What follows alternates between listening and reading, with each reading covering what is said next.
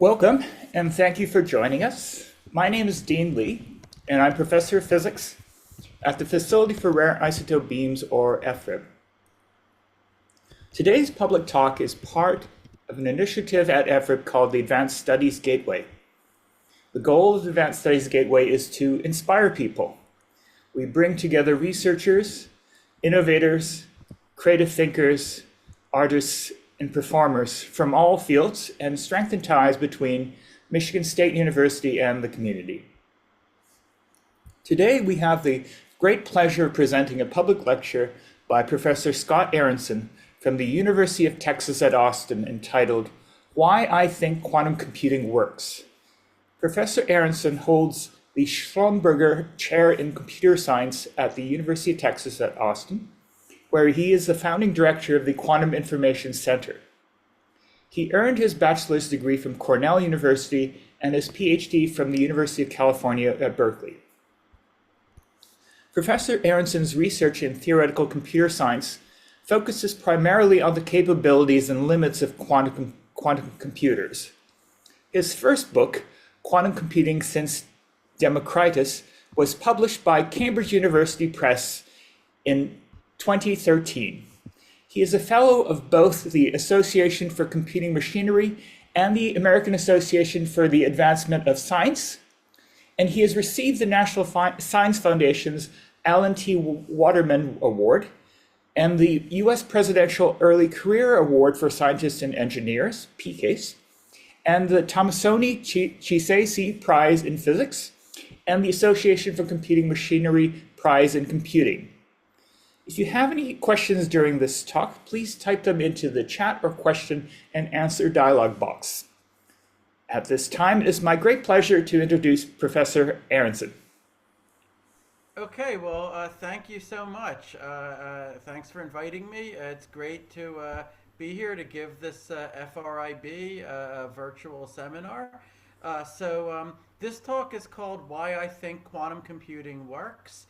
I gave the talk actually at Q2B, which is the main quantum computing industry conference, just a few months ago. Although, even between then and now, there have been some further developments. So things are moving very fast, and so I want to just sort of give you my perspective on where things stand. So. Here's kind of a funny starting point. I've been writing, maybe, the main quantum computing blog for the past 20 years.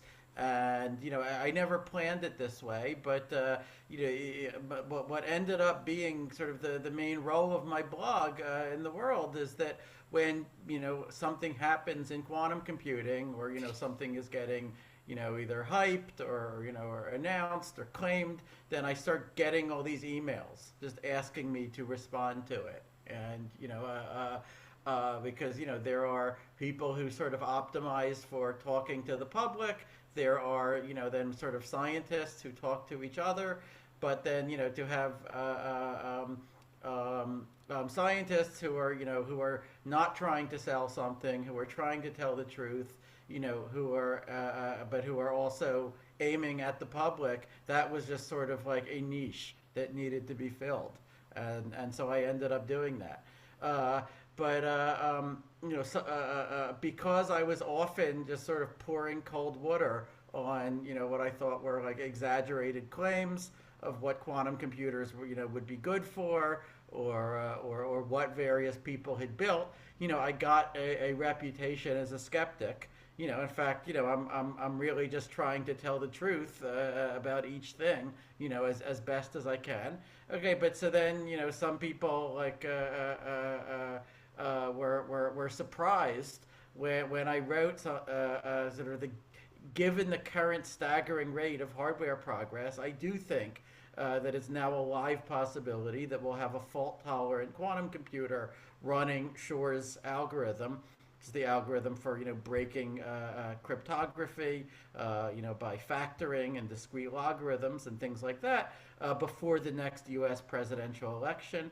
And I say that not only because of the possibility that there won't be a next U.S. presidential election, because of runaway superintelligence or whatever other reason. It's a very scary world. But if things sort of if progress continues more or less as it is, then yeah, I cannot guarantee anyone that there won't be a fault tolerant quantum computer capable of breaking public key encryption, in a matter of years rather than decades. Okay, and I do think that people should be acting on that. They should be upgrading to post quantum cryptography. And some people have already started doing that, but if they haven't, then the best time to do that is now. And some people even said, well, look, a decade ago, you Scott said that quantum computing, that's scalable does not seem imminent. Now you're saying maybe it is imminent, right? So why can't you get your story straight? To me, that's kind of like saying, a decade ago you said that you were 34, now you say you're 44. Why can't you be consistent? But I do try to respond, or update as best as I can to each thing as that thing happens. But then all over Twitter, X, people were saying, oh, I've just admitted that my hardcore skepticism about quantum computing had been wrong. Of course, I was never a quantum computing skeptic in the sense of someone who believed that it wouldn't work or that it wouldn't eventually work, wouldn't give dramatic speed ups for special tasks like quantum simulation and factoring. As I'll tell you about, I am skeptical that it sort of revolutionizes machine learning and AI and all of those other things. But I think, we really do have to sort of carefully separate those questions, right? There's not like one slider to adjust of how excited to be about quantum computing. Like, there are different questions that you have to separate out. Other people interpreted me to say that, I'm just saying that scalable, fault-tolerant quantum computing by 2028, is a sure thing.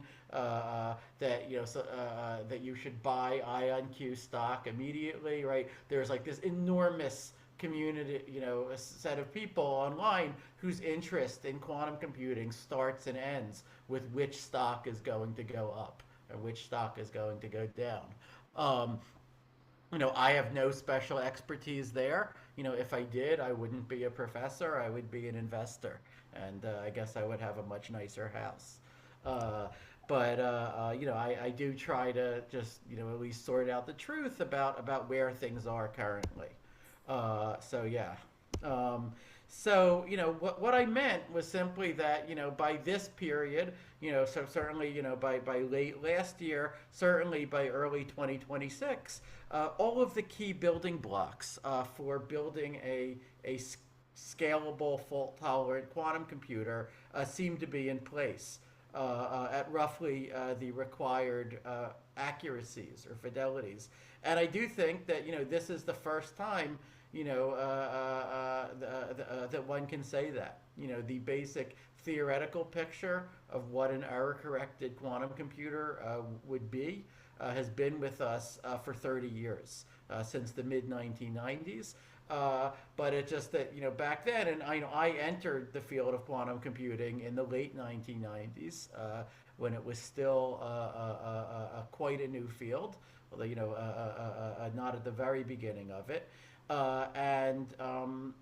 So we sort of, knew what the eventual destination was supposed to be. We didn't know what would be the path to getting there or how long that path would be. And I think, a quarter century later, the basic hardware components are now there. They are all working, exactly like the theory said they would 30 years ago. They're like, from the fundamental physics point of view, there have been no surprises. I feel like if there was going to be a fundamental surprise, it would have I have trouble understanding why it would not have shown up by now. Okay, so that's the main message of this talk. Um, and that doesn't mean that we have fault tolerant quantum computers yet. What remains to do is to scale it all up. Okay, is to take the components that are now good enough in isolation, or that are working in the context of systems with 50 to 100 to 200 qubits and several thousand physical gates, and then scale them up so that they will work with tens of thousands or hundreds of thousands or millions of physical qubits, which will be encoding via an error correcting code thousands of logical qubits, and then millions or billions of error corrected gates acting on those logical qubits. Okay, that is the goal. But to get from here to there, seems like a question of scale.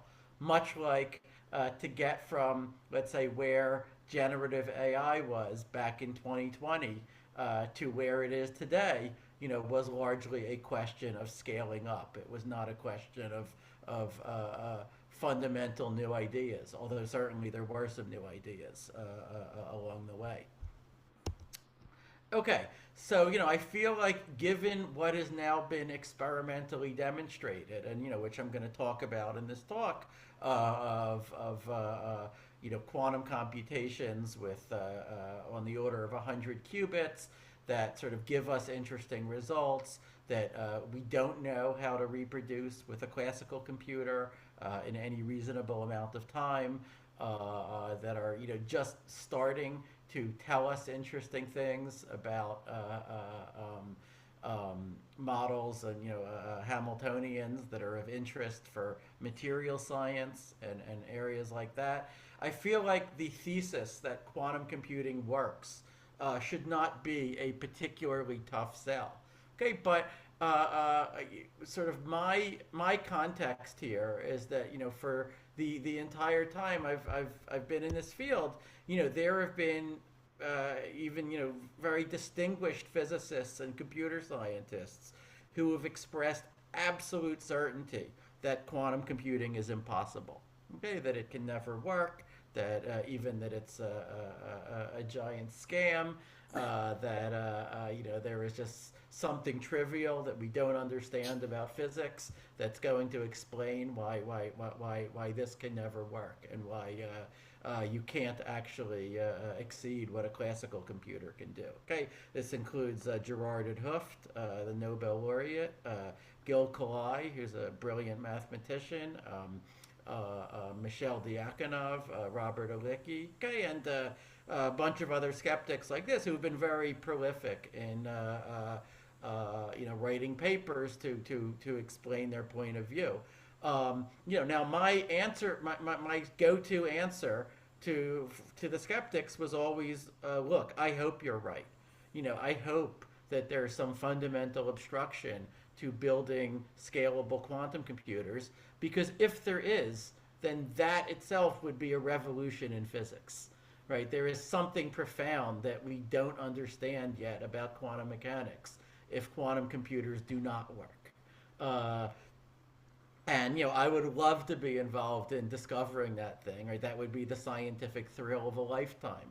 It would surely be worth Nobel Prizes to understand, either a change to quantum mechanics or some new principle on top of quantum mechanics that censors or screens off quantum computation. Like, let's discover what that is. But in the meantime, the idea that quantum computing will work just like the textbooks say it will seems like the boring possibility, the conservative possibility, right? And so that is just consequently the one that I'm betting on. Okay, but there was always a little voice in the back of my head, saying, well, what if the skeptics are right? Could there be some hardware bottleneck that would make scalable, fault-tolerant quantum computing effectively impossible? And so I did think it worthwhile to engage with them. Some of them, especially Gil Kalai, even proposed sort of concrete models of what they said would be, correlations in the noise of a quantum circuit that was going to violate the assumptions of quantum error correction and stop it from working. They were sticking their necks out and they were making predictions. Now, I did not find those models of noise to be sort of physically well motivated or sensible at all. But I was like, okay, at least there's something to test against, right? At least there is sort of some sketch of of some alternative picture of how the world could be. Okay, but within the last couple of years, we've actually done experiments with, Google, Quantinuum, and others have done experiments with hundreds of qubits, demonstrating, for example, error correction of a single qubit, using this surface code. And they found that everything works like the theory says. There is no sign of the kind of correlated noise that the skeptics were postulating. The noise just seems to be independent across all the qubits, as far as anyone can test. And if the noise is independent in that way, then we know that it is just a quantitative question to get error correction to work. Okay, and so as a result, like that little voice that says, well, what if the skeptics were right? It's gotten a lot quieter, right? And now I would say, I'm much more worried about, the prospect that this is going to get built and the world is not going to be ready for it. Okay, we are not going to have migrated to quantum secure cryptography in time. And so, I have sort of amped up my warnings that yes, this is now a more live possibility, and we're not seeing a fundamental obstruction, and whether or not there is one, take this risk seriously enough to migrate to post quantum cryptography. So I want to talk about some recent experiments in a little bit more detail. But before I do that, I want to again clarify one crucial point, which is that when I say that quantum computing works, that again is not the same as saying that it speeds up every application. Okay, and so there are so many hypesters in this field who just sort of rely on this conflation that if quantum computing works, then it must just be the next kind of computing that speeds up everything in sight, and in particular the application problems of whichever company they are trying to get money from. Okay, whether that's machine learning or AI or optimization, finance, oil and gas exploration, right? I mean, and because people learned 20 years ago that if you just say we could use a quantum computer to do such and such, like people will get excited, they won't ask for details, they will fund that, right? And often they won't even ask what for the scientists is like the one question that actually matters, which is, okay, but does that outperform what you could do with a classical computer, right? Are you doing a fair comparison against the best that you could do classically for that same end-to-end application? And are you tying the classical computer's hands behind its back when you do the comparison? Are you comparing only against classical brute force? Or, are you doing a fair comparison of quantum heuristic versus classical heuristic? Okay, so you always have to ask that question. Because, a classical computing gets to fight back, right? We don't know, in many cases, what are the limits of classical algorithms, okay? And again, in the history of quantum algorithms, it has happened that people thought that there was a quantum speed up for some task, But then classical computer scientists came and said, "Oh, we didn't realize you cared so much about that task, but now that we know, now we have a better classical algorithm, and it matches the quantum algorithm." Okay, and then poof, the quantum advantage is now gone for that task. Okay, this is the occupational hazard, of quantum algorithms, and often in quantum algorithms research, the hard part is not figuring out what you would do with a quantum computer. It is ruling out that a classical computer could do equally well. Okay, that blows a lot of people's minds when I explain it to them. Okay, but so now you could ask, like, what are the applications where, after decades of thinking about this, we are pretty confident that a quantum computer does get an advantage. And I think, the truth, this is not convenient, this is not what people want to hear, but I think, the truth is that, there's just a few major categories, and most of these are categories that we already knew about in the 1990s. Okay, the first super famous one is that it so happens that we decided to base most of the security of the modern internet on problems that are vulnerable to being solved with a quantum computer, such as factoring, discrete logarithms, elliptic curve problems. Okay, these problems, which we use for public key cryptography, have very, very special mathematical structure, which comes from abelian groups, which is what makes them so useful for cryptography. But the other edge of the sword is that same structure allowed Peter Shor in 1994 to design this incredibly clever quantum algorithm for efficiently solving those problems. Okay, and that would mean that basically all the encryption that protects your credit card number when you order stuff online, when you use HTTPS, the signature schemes that protect Bitcoin and Ethereum. Okay, those are all based on encryption that is vulnerable. Okay, and that of course made many people interested in quantum computing, beyond the physicists, including spy agencies. But this is useful for for those NSA, or for whatever criminal syndicate gets access to a quantum computer, especially if no one else knows that they have it. But it's hard to put that forward as a positive application for the world. Okay, the biggest positive application of quantum computers for the world, I think, remains the original one that Richard Feynman and other physicists talked about 45 years ago when they first introduced the idea of a quantum computer. And that is simply to use them to simulate quantum mechanics itself. Okay, that could be revolutionary potentially for designing new pharmaceuticals, for designing better solar cells, batteries, high temperature superconductors. Okay, any kind of problem in chemistry or material science where you have a large wave function, let's say from many interacting electrons, where the best classical approximation methods like density functional theory or tensor network methods, even running on supercomputers, have not been able to deliver sufficiently accurate results. Right, these are places where having a programmable quantum simulator will potentially help. And I think that sort of that is what quantum computers are born to do. It is sort of a miracle, which we had no right to demand, that sometimes they are useful for anything other than that.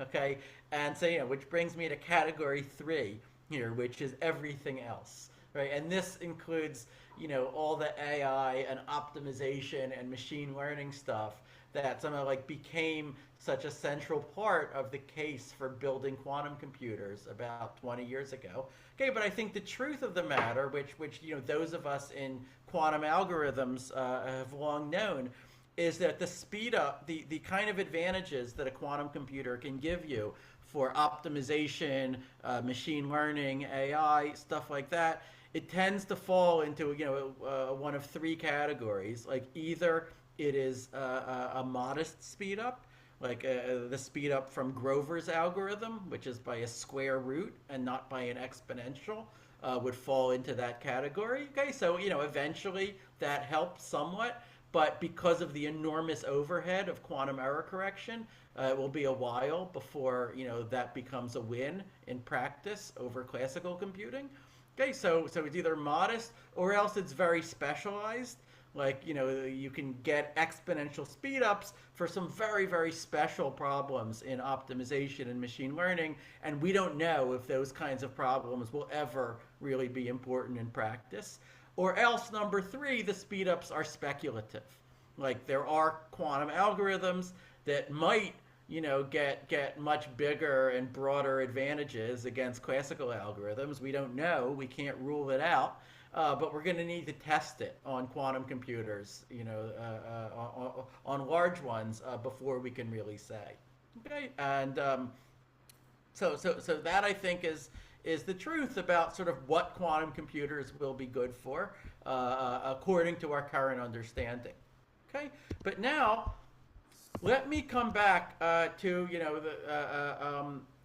to why I am excited, sort of right now, sort of within the last year or two, and just sort of review, some of the progress that there has been on actually getting this stuff to work, as the textbooks were describing it 25 years ago.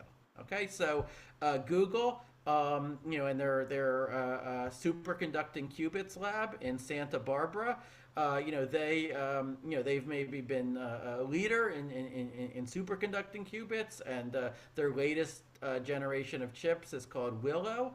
Okay, they have like more than 100 qubits, and they can the qubits are laid out in a square array, roughly, or kind of a diamond shape, and they can do programmable 2-qubit gates between any pair of neighboring qubits. Okay, and those crucially, those operations, those gates that they can do, are almost 99.9% accurate. Okay, and it's really that accuracy that has enabled the demonstrations that they've recently done of getting quantum advantage over a classical computer for contrived sampling tasks, but which is a very, very clear advantage now, or also demonstrating the basics of quantum error correction. One thing that you should understand is that what matters much more than the sheer number of qubits is how accurately someone can manipulate those qubits, right? So, if someone has 10,000 qubits, but the qubits are garbage, they don't maintain their quantum state for very long, you can't do a lot of operations on them, that is much less interesting than if someone has 50 qubits or 100 qubits that are of a much higher quality. Okay, so the leader in a different approach to quantum computing, trapped ion qubits, I would say is right now Quantinuum in Colorado. And so they have released a system called Helios, which has 98 qubits, and they can do a gate operation between any qubit and any other qubit, programmably on demand with more than 99.9% accuracy now. Okay, I should explain that when I entered quantum computing in the late 1990s, these accuracy numbers, like, it would be great if they were 50% then, okay? And we knew that was just laughably far off from what you would need for error correction, right? But what has happened over the decades, well, that 50% became 90%, maybe over a decade ago, and then the 90% became 95, became 99, and only now, within the last couple of years, are we talking about 99.9% accuracy. Okay, and what's special about that is just about getting to the point where error correction should work. Okay, where at least if you use the most recent error correcting codes that have been discovered, then you should be able to correct errors faster than you are introducing new ones. So it becomes a net win it becomes like a self-sustaining reaction that can stabilize your logical qubits for arbitrary lengths of time. Okay, we are only now sort of closing in on the hardware that would be capable of that. Okay. Now, the difference between superconducting and trapped ion qubits, the superconducting qubits, you have operations that are like 1,000 times faster. Okay, they are way faster operations, but you only have nearest neighbor connectivity. Okay, which is a very severe constraint. The trapped ion qubits, they are slower, but you can pick them up and move them around. Okay, and if you see this picture, Quantinuum has this architecture where, by manipulating magnetic fields, they are moving around their qubits, which are nuclei. Think ytterbium nuclei are a popular choice. I forget which ones Quantinuum's using right now, but then they can actually route the nuclei where they want them to be in this X-shaped junction that you see there. Okay, and then when qubits are not in use, they store them in this ring. When they want to do something on them, they sort of move them out into these legs, and then they shine lasers at them in order to do the desired gates. Okay, there's yet a third approach based on neutral atoms. Quara, which is a startup in Boston, has been a leader in that. And they can demonstrate experiments with hundreds of qubits now. They don't have quite the ability to manipulate them independently that you have with trapped ions, but they're getting there. Okay, so there are all these totally different physical architectures, that are kind of neck and neck with each other, with complementary strengths and weaknesses, and we still don't know which one will be the easiest way to scale up.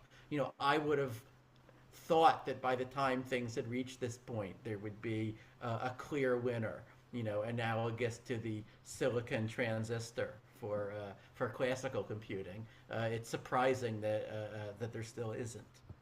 So Scott, maybe I can interrupt you. There's a question Sure. from Olivier Massot who asks, Go ahead. yeah, Go ahead. he's asking about where does optical computing fit Oh, in this, in yeah. this? So that's a very good question. So Psi Quantum in Palo Alto, I would say they've been a leader in optical computing. There are others doing it, such as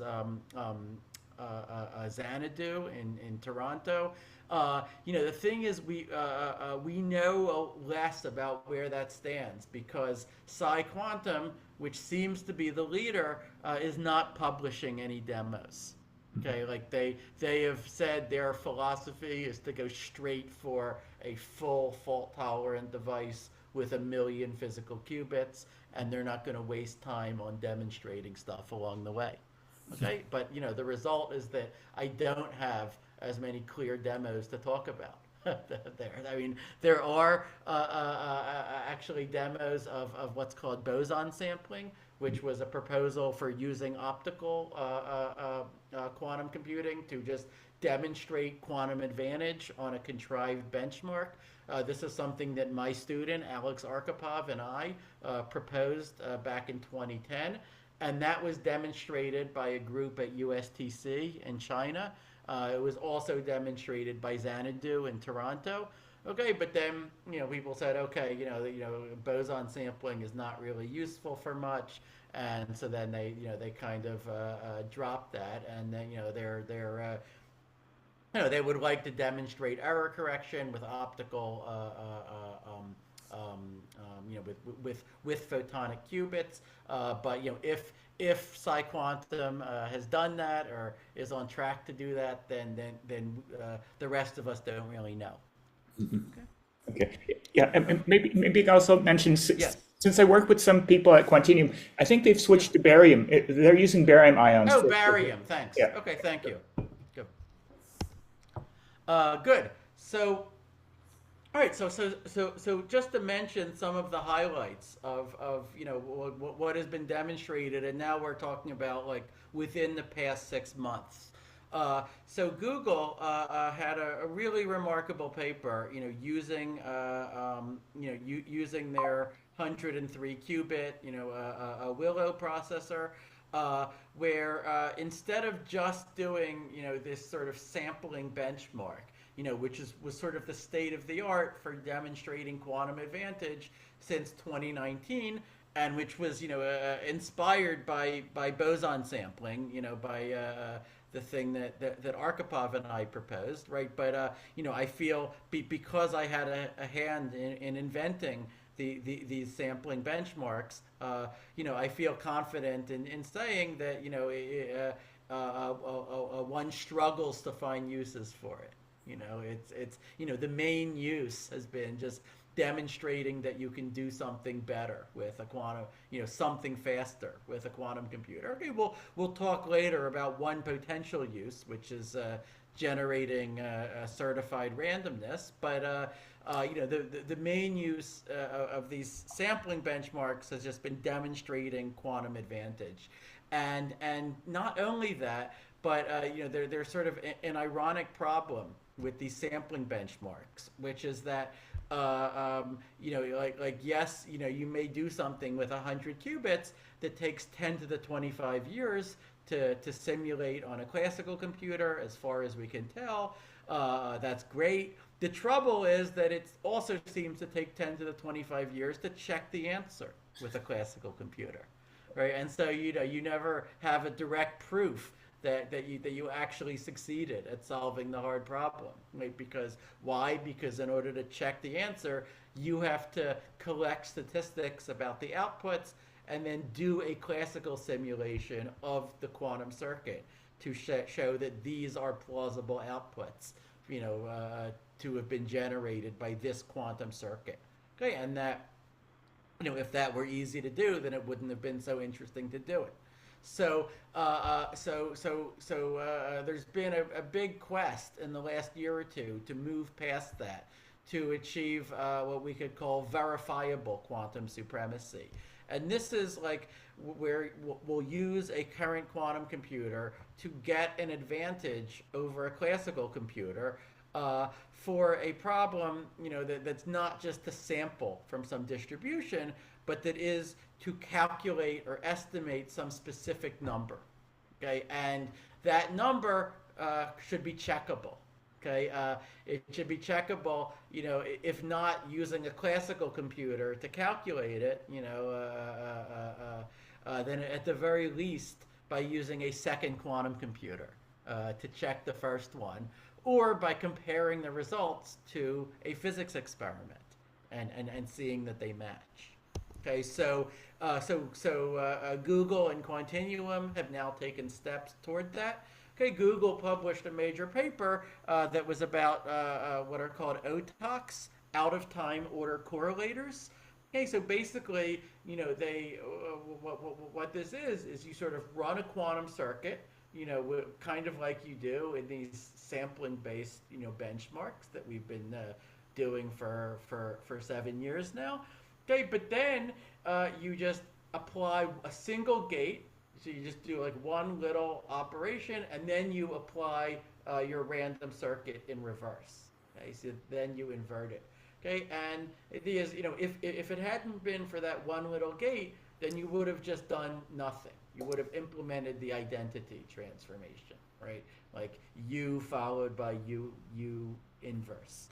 But the one little gate should have ripple effects, kind of like the butterfly effect, right? It should cause, like, in an expanding light cone, it should just change everything when you go to invert the circuit, and you should be able to notice that.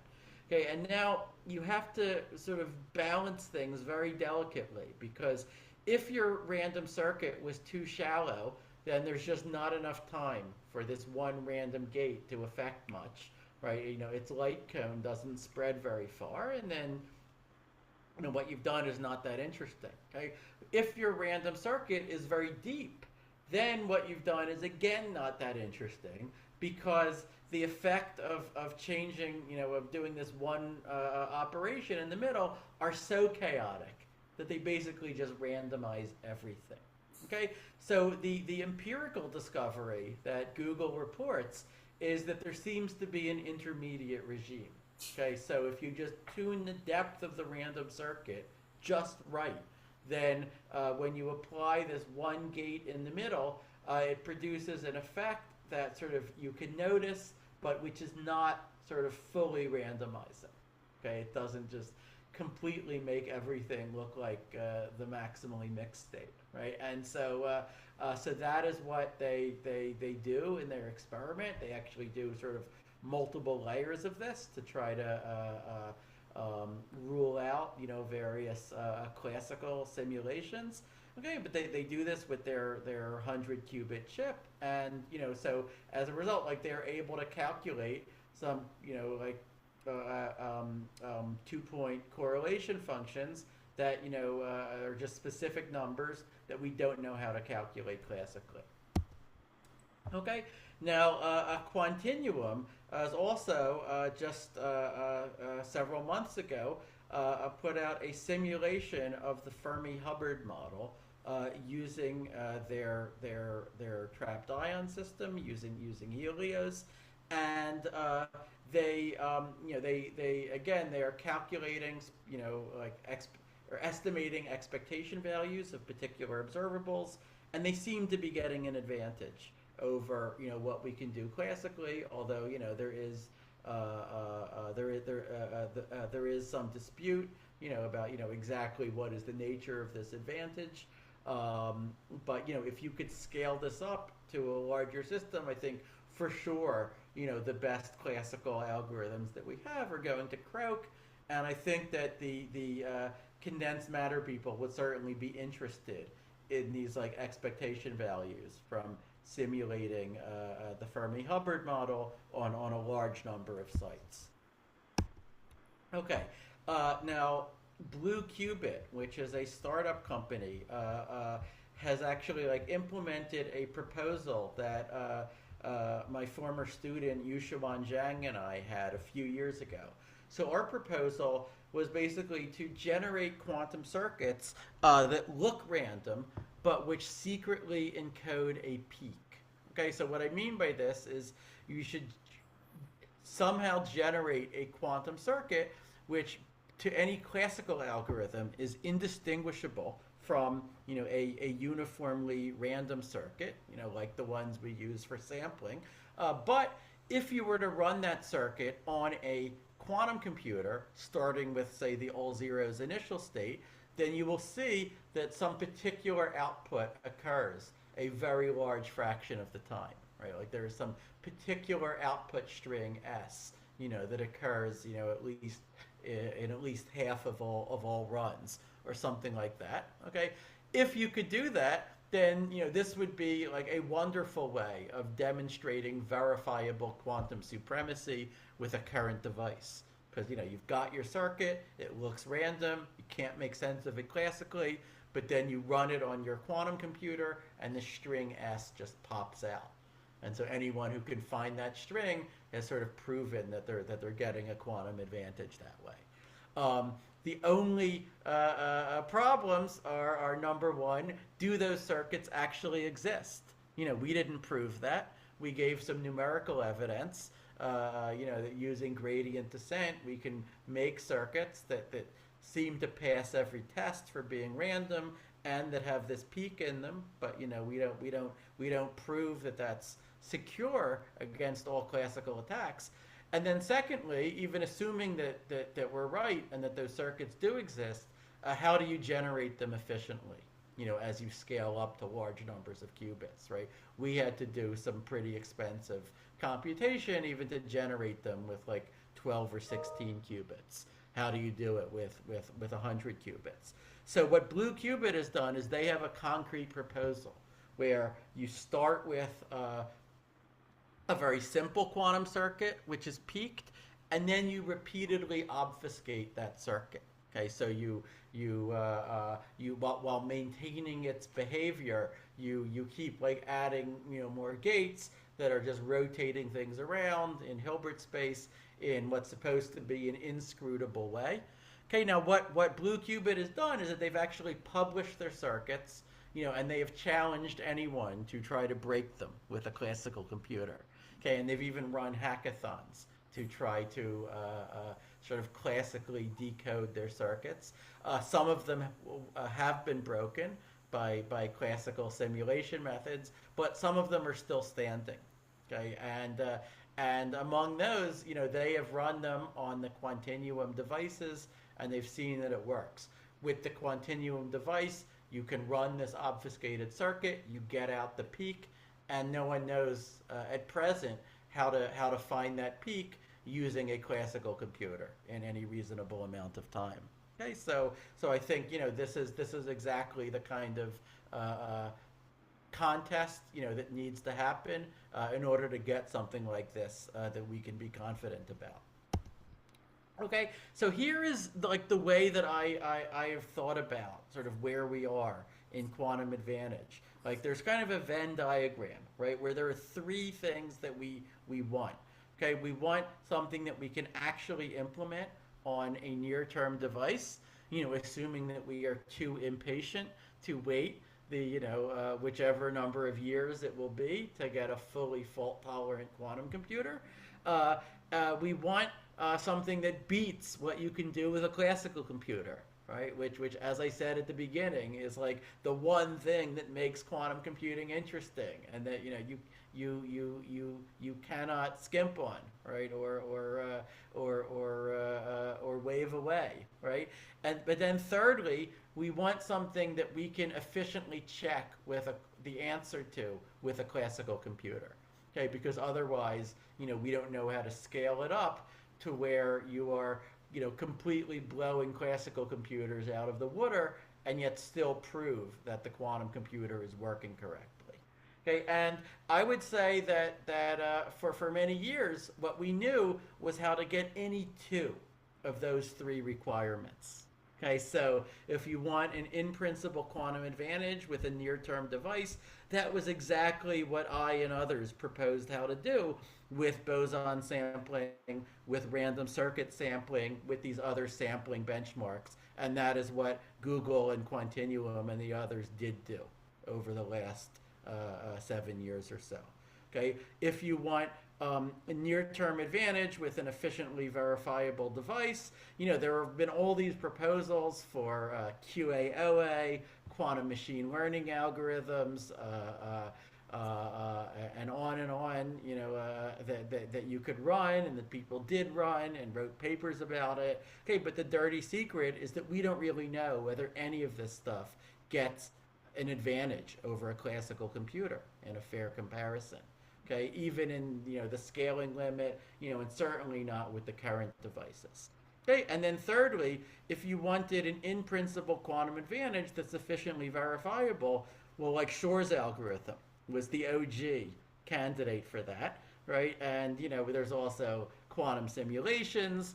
There are recent interactive protocols that can demonstrate quantum advantage. Okay, but all those things seem to require a full fault-tolerant quantum computer, right, to really, really work. We have not figured out how to do any of those things, like with the devices that currently exist. And so, the hard part has been to get into the intersection of all three bubbles. And so what I've shown you in the previous slides was at least some candidates that we now have for getting into the middle of this diagram. And I think that it is extremely interesting to try to knock those candidates down, try to refute them. And if we can, then great, then we'll find better candidates. And if we can't refute them, then we maybe we finally have something that really refutes the people who say quantum computing is impossible, in a fully convincing way. Okay, so there's more going on. My colleagues at UT Austin and I had a very recent collaboration with Quantinuum, where we said, look, a drawback of all of these quantum supremacy demonstrations is that they all depend on some unproved assumption about what classical computers can do efficiently, right? And this is just sort of inherent to the enterprise, right? Like, to prove that no classical computer can simulate a quantum one in reasonable time, unconditionally is just beyond the current state of theoretical computer science.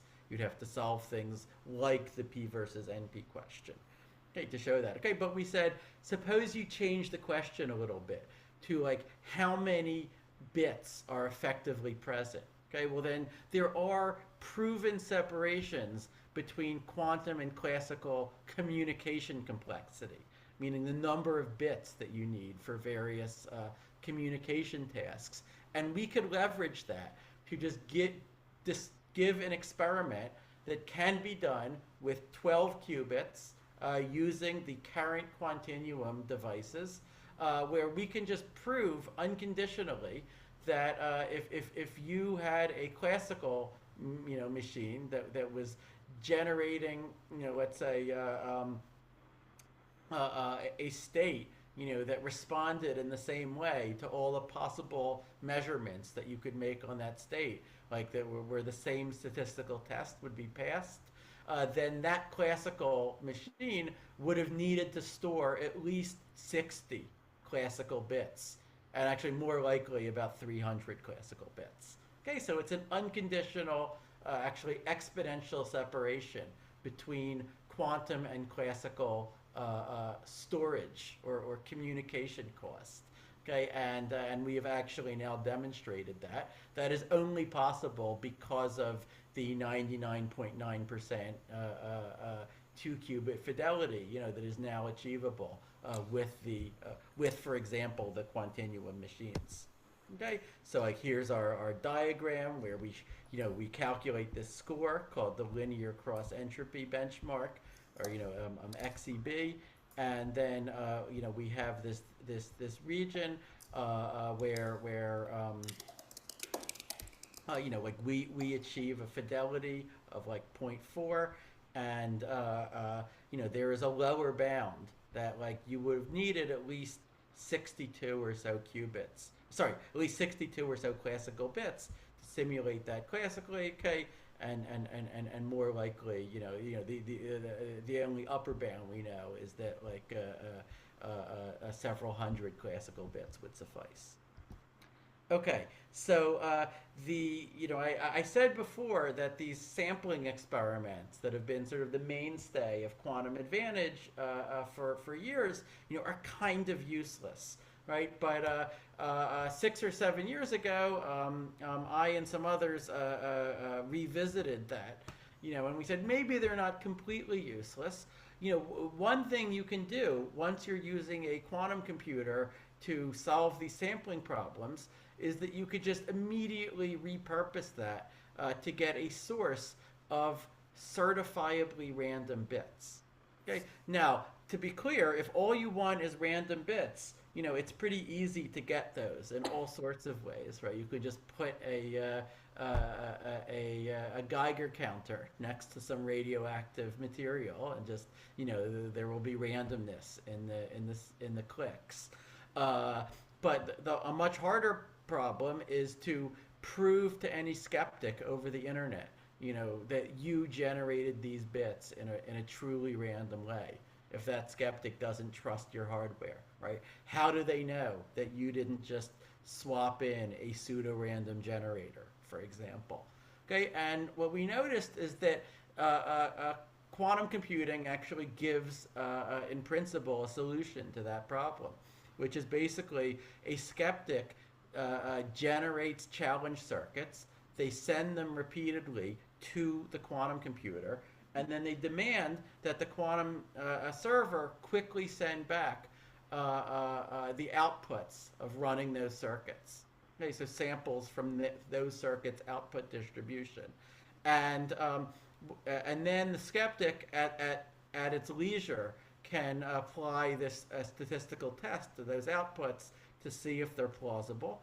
And now what you can prove is that, like, under some plausible cryptographic assumption, even a quantum computer can only generate samples that pass the statistical test quickly if it does so by actually sampling them, using the Born rule, right? By actually sampling them from a probability distribution that has a lot of true entropy in it. Okay, so and so then the skeptic can take those outputs, they can pass them through what we call a randomness extractor to purify them into a nearly uniform randomness, which they could then use, for example, for proof of stake cryptocurrencies like Ethereum, that depend on having a large source of randomness that everyone trusts to sort of constantly run a lottery to decide who gets to add the next block to the blockchain. Okay, or for other applications that require public certified randomness. And now it's true that the challenger, needs some entropy in order to even generate the challenges. Okay, but the amount of entropy that they get back from the quantum computer by this kind of protocol is enormously greater. Okay, so this was a theoretical proposal that I had in 2018, and then we did an analysis of it in 2023. And last year, in collaboration with JP Morgan Chase and Quantinuum, we actually demonstrated this protocol, okay, on Quantinuum's devices. We used it to generate, I think a few random bits per second, okay, about 70,000 random bits. Okay, this is our Nature paper about it. Okay, so let me just summarize with an outlook.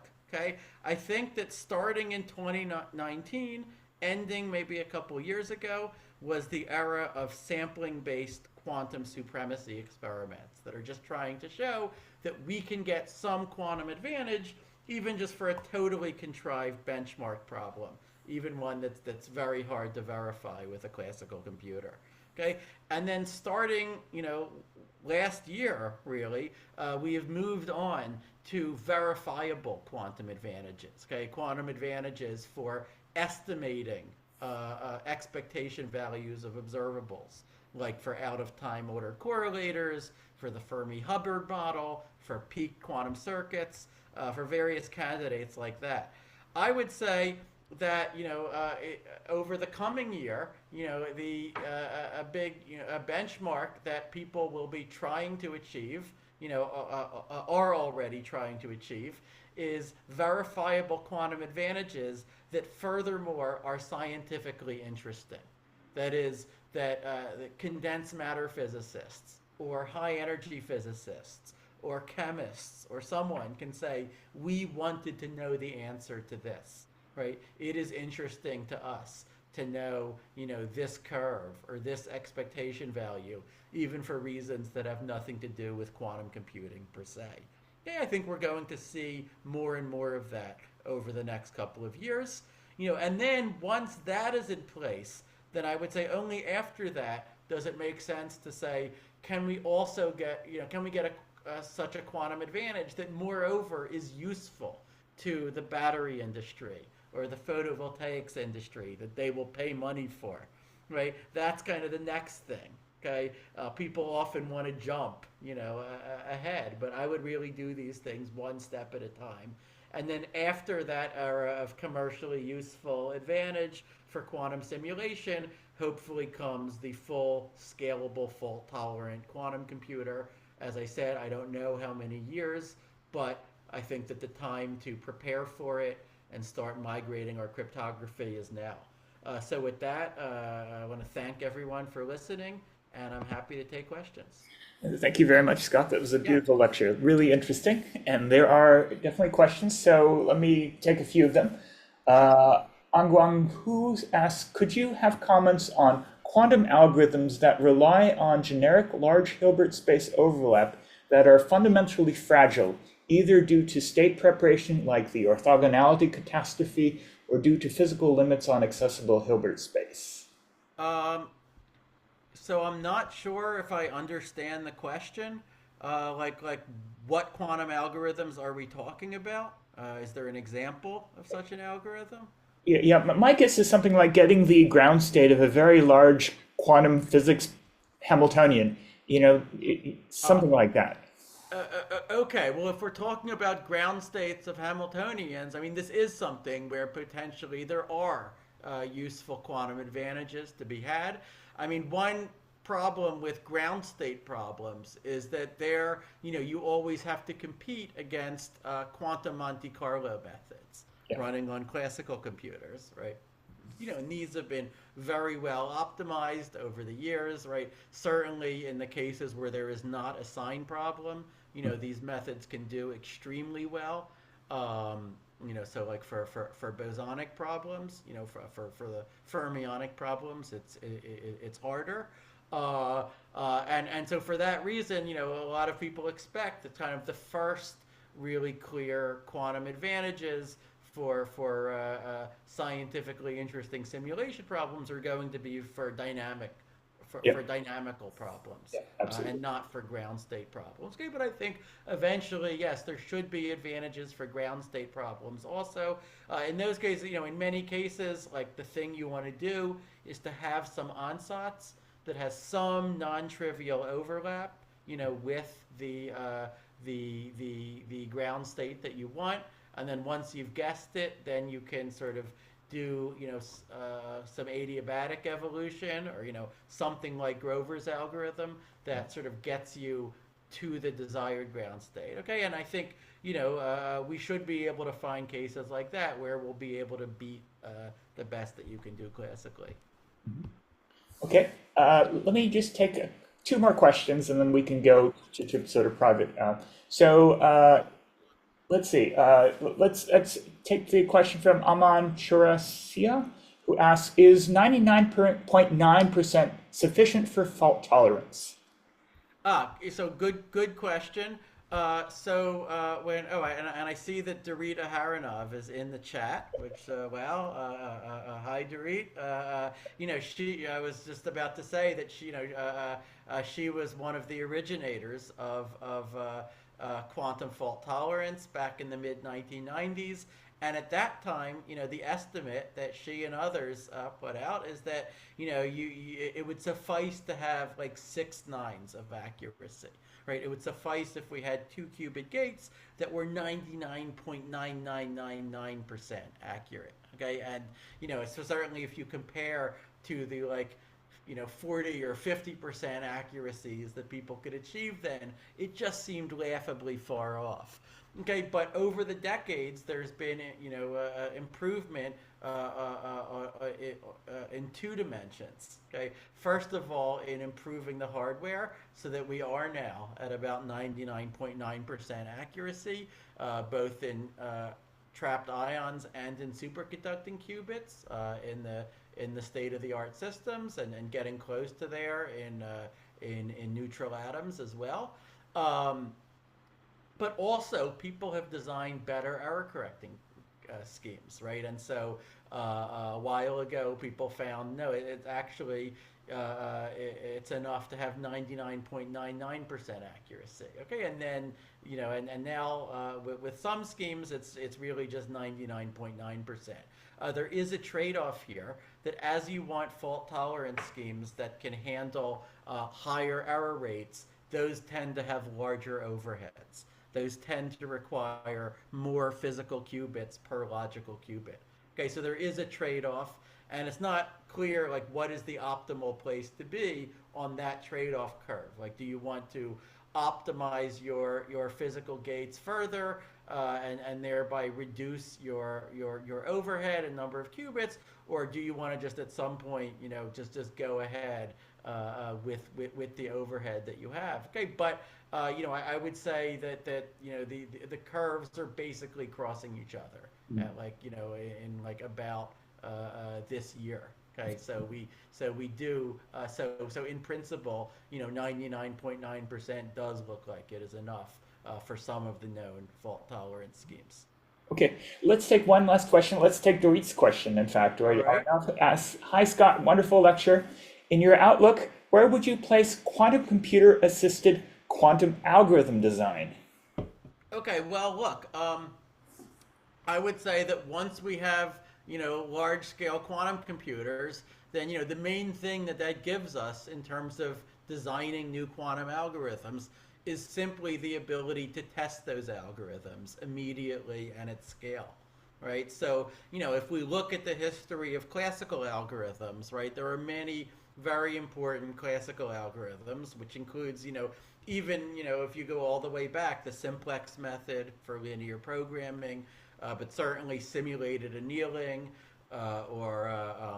survey propagation, other algorithms for random 3-sat, and most obviously today, neural nets, back propagation for training deep neural networks, where we might not have known how well any of those things worked if we had not been able to test them on actual computers on a large scale. And so I think, a hope for decades has been that once we have large-scale quantum computers, something similar to that would happen in quantum algorithm design. That, like, now, because we'll have this rapid iteration cycle, that we can test out our ideas as soon as we have them on large devices, and we don't need to just simulate on classical computers, up to 20 qubits, and then squint and try to extrapolate that, but we can, just immediately test these things out on thousands of qubits and see how they work. Maybe there's new stuff out there that has just been lying in wait for us to discover. I think that that's possible. I'm certainly excited to find out. The one big caution I would have is that, unlike in the history of classical computing, like this time, everything we do has to beat the best that a classical computer can do, right? And, classical computing already exists, right? And so, like, it might be that we, find these amazing new quantum algorithms that we can't prove anything about. We just test them out and see how well they work. But then, they actually have to win against classical heuristics, where people can do that same thing, right? And we might not understand the classical heuristics either, right? But all that matters for quantum computing is the differential between the two. All right, Scott, thank you so much for your Yeah. time, the wonderful talk and answering all these questions. I'm going to stop the recording now.